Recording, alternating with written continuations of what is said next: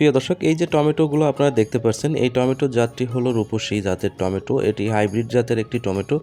তবে গাছে আপনারা একটু লক্ষ্য করলে দেখতে পাবেন যে গোড়ার দিক থেকে একদম উপর পর্যন্ত যে ফলন আর টমেটোগুলোর যে আকার আকৃতি সেগুলো খুব সুন্দর সুদর্শনীয় একটি টমেটো।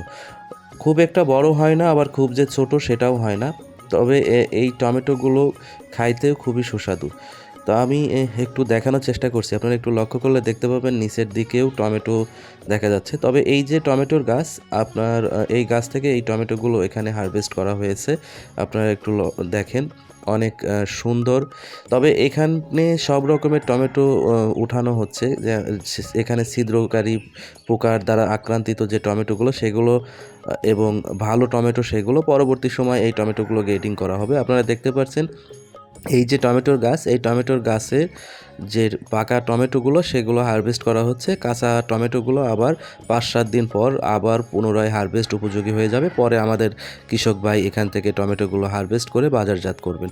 তো এখনও গাছে যে পরিমাণে টমেটো রয়েছে, এই টমেটোগুলো এখনও প্রায় 4 থেকে 5 বার হারভেস্ট করা যাবে। কারণ সব টমেটোগুলো একই সঙ্গে পাকবে না, যার ফলে একসঙ্গে বাজারজাত করা সম্ভব হবে না।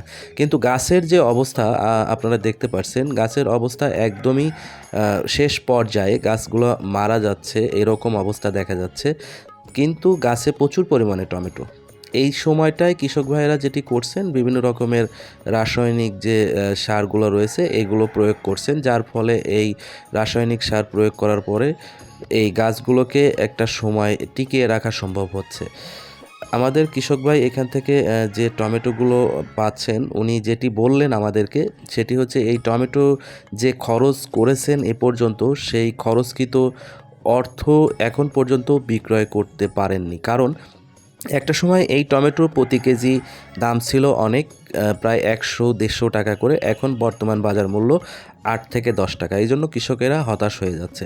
একটি ফসল চাষ করতে গেলে একজন কৃষকের অনেক শ্রম, মেধা এবং অর্থের যোগান দিতে হয়। পাশাপাশি তো এই ফসলগুলোর বিভিন্ন রকমের পরিচর্যা রয়েছেই।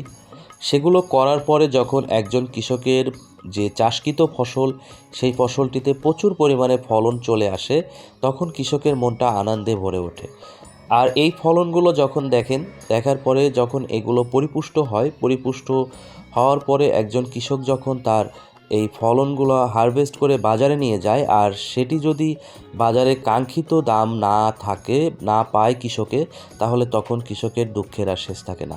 তো এমনই একটি বিষয়, বর্তমান সময়ে যখন আমরা মাঠে মাঠে ঘুরছি, দেখতে পাচ্ছি যে টমেটোর প্রচুর পরিমাণে ফলন। আপনারা স্ক্রিনে দেখতে পাচ্ছেন এই যে টমেটো, এই টমেটো এখানে চাষ করা হয়েছে। এখানে বর্তমান যে গাছের ফলন আপনারা স্ক্রিনে দেখতে পাচ্ছেন, প্রচুর পরিমাণে ফলন। কিন্তু বাজারে বর্তমান যে দাম, কৃষকেরা যে দাম বাজারে এখন পাচ্ছে, সেই দাম অনুযায়ী এই চাষের যে খরচটি হয়েছে সেই খরচটি উঠছে না, যার ফলে কৃষকরা প্রতিনিয়তই হতাশ হচ্ছেন। আপনারা দেখতে পাচ্ছেন গাছটিতে যে টমেটো, এই টমেটোগুলো প্রায় 3 থেকে 4 বার এখান থেকে হারভেস্ট করা হয়েছে। কিন্তু যে টাকা এখানে খরচ হয়েছে এই পর্যন্ত, আপনারা গাছের অবস্থা দেখতে পাচ্ছেন অনেকটাই এখন শেষ স্টেজে। তো এই সময়টায় কৃষকের যে পরিশ্রম গেছে, যে অর্থ গেছে, যে মেহনত গেছে, সেই হিসাব করলে বাজারের যে বর্তমান বাজার মূল্য, প্রতি কেজি 8 টাকা করে বা 10 টাকা করে পাইকারি বিক্রয় করছেন এখানকার স্থানীয় কৃষকেরা, যার ফলে কৃষকরা কিন্তু হতাশ হয়ে যাচ্ছে এবং যা অর্থ এখানে ব্যয় করছে সেই অর্থগুলো সঠিকভাবে পাচ্ছে না।